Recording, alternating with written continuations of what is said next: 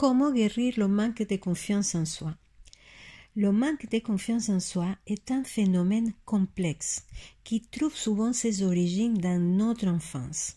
Car la confiance ou le manque de confiance s'est construit dans nos premières années de vie.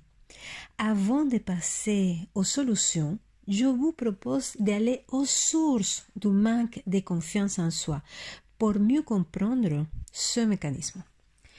Les origines du manque de confiance en soi. En premier lieu, les expériences passées, les blessures, les événements traumatiques, les échecs répétés peuvent éroder notre estime de nous. Je vous donne un exemple. Un enfant à qui on laisse pleurer souvent peut développer la croyance qu'il n'est pas important pour ses parents, même si ses parents l'aimaient beaucoup. La même chose peut arriver avec la maltraitance, les abus physiques, etc. Les messages, en deuxième lieu, les messages négatifs reçus durant notre développement. Les critiques, les jugements, les commentaires dévalorisants de notre entourage, particulièrement pendant les périodes clés de notre construction identitaire, peuvent laisser des traces durables et éroder notre estime de nous. Un exemple, un enfant à qui on dit qu'il n'est pas capable, qu'il n'est pas bon, etc. Un troisième, le manque de reconnaissance. Les premières années de vie sont cruciales pour la construction de notre identité. Si un enfant n'est pas reconnu pour ses qualités et ses réussites, il peut développer une image négative de lui-même. Et notamment un enfant qui n'est jamais félicité, qui n'est jamais encouragé.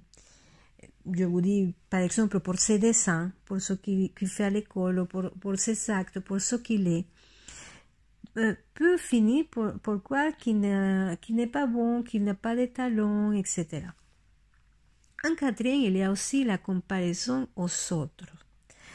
Avoir été comparé lors de notre enfance ou adolescence avec d'autres personnes, un frère, une sœur, etc., de manière négative, peut miner notre confiance.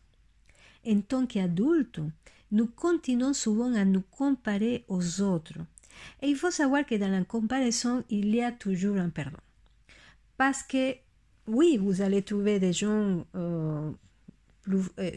moins forts que vous, mais vous allez toujours aussi trouver quelqu'un de plus fort que nous. Donc, c'est un sabotage parce qu'il n'y a pas de gagnant dans la comparaison.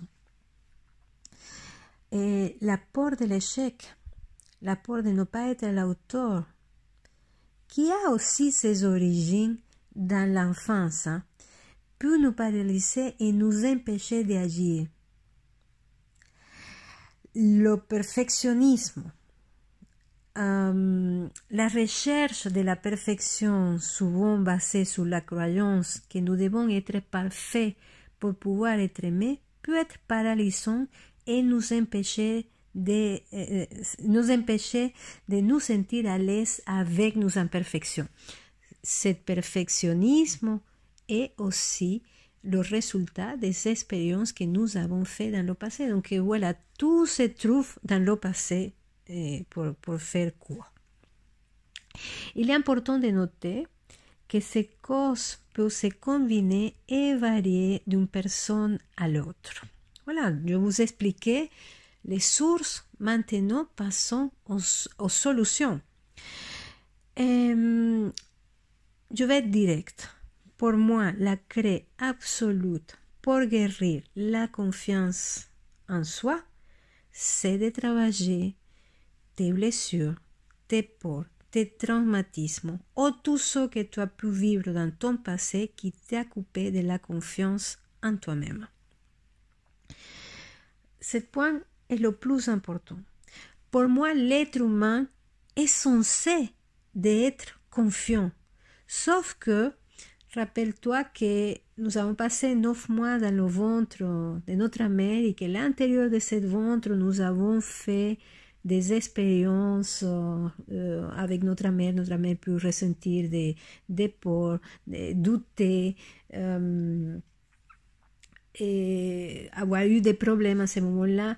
Et cette confiance, à ce moment, la confiance naturelle de l'être humain peut être déjà impactée. Mais si tout se passe bien dans ces 9 mois à l'intérieur du ventre de notre mère, si nous sommes attendus, s'il y a l'amour, si la mère se sent dans le bien-être, ben, normalement l'être humain n'est confiant. Mais comme je t'ai dit, il peut y avoir une quantité de choses qui nous coupent de cette confiance. Et aller voir et travailler ces expériences qui nous ont coupé de notre confiance est essentiel pour récupérer la confiance en soi. Alors, comment faire concrètement? Comme je l'expliquais, le manque de confiance trouve ses origines dans notre enfance. Le souci, c'est que parfois, les expériences qui nous ont coupé de la confiance sont enfouies très profondément en nous, parce que ça peut être arrivé dans un moment prénatal ou dans les premières années de vie où il n'y a pas forcément la mémoire.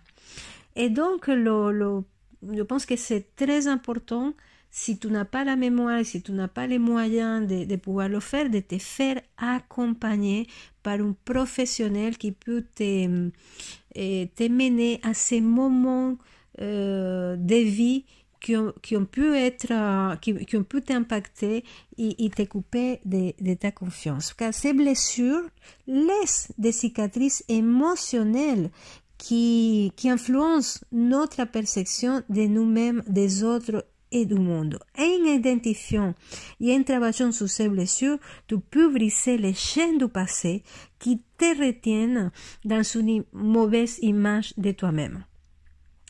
Tu pourras ainsi mieux comprendre pourquoi tu réagis de telle ou de telle manière et commencer à te voir différemment et aussi à changer ces schémas de pensées négatives et de comportements négatifs, surtout envers toi-même.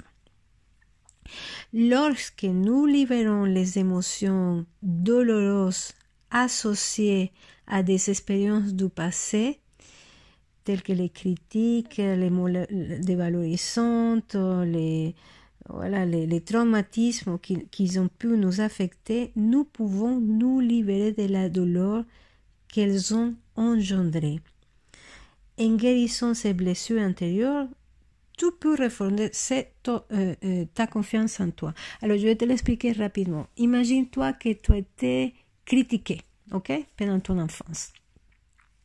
Alors, c'est important de te connecter à ce moment de vie où tu te vois toute petite et en train de recevoir cette critique et de ressentir à l'intérieur de toi qu'est-ce qui t'a fait quand tu as ressenti cette critique. Quand j'ai ressenti cette critique, j'ai ressenti une douleur au niveau du cœur. C'est important que tu ressentes cette douleur jusqu'à ce que cette douleur soit disparu. Et en faisant ça plusieurs fois, tu vas pouvoir te libérer de ce fardeau qui est le manque de confiance en toi-même, pour que tu puisses vraiment connecter qui tu es, tes ressources et tes capacités, les capacités incroyables que tu as. Je peux aussi te suggérer la lecture de mon livre Guérir de ces blessures émotionnelles, où j'explique en détail comment faire pour s'accompagner dans nos blessures.